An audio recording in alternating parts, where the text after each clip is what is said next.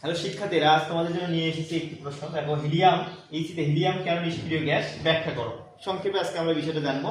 দেখো, আমরা জানি হিলিয়াম হচ্ছে একটি নিষ্ক্রিয় গ্যাস, 18তম গ্রুপের একটা মৌল। দেখো, হিলিয়ামে আমরা জানি পারমাণবিক সংখ্যা 2, হিলিয়ামের মৌলিক সংখ্যা 2। আর হিলিয়ামের যদি আমরা ইলেকট্রন বিন্যাস করি, দেখো আমরা কি পাই, 1s2, অর্থাৎ একটি মাত্র শক্তি স্তর পাই।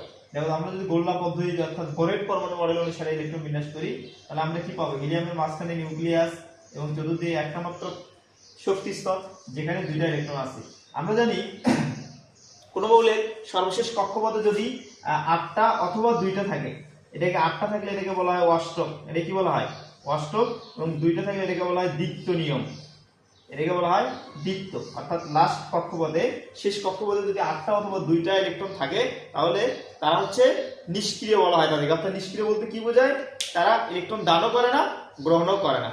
এই জন্য এই যে হিলিয়ামের যেহেতু লাস্ট কক্ষপথে কয়টা আছে আমাদের দেখতেছি, হচ্ছে ইলেকট্রন আছে হচ্ছে 2টি। কয়টি? 2টি। তাই আমরা বলতে পারি যেহেতু এরা কখনো বিক্রিয়া করার জন্য ইলেকট্রন দানও করে না, ইলেকট্রন গ্রহণ করে না, তাই আমি বলতে পারি যে হিলিয়াম একটি নিষ্ক্রিয় গ্যাস। ধন্যবাদ।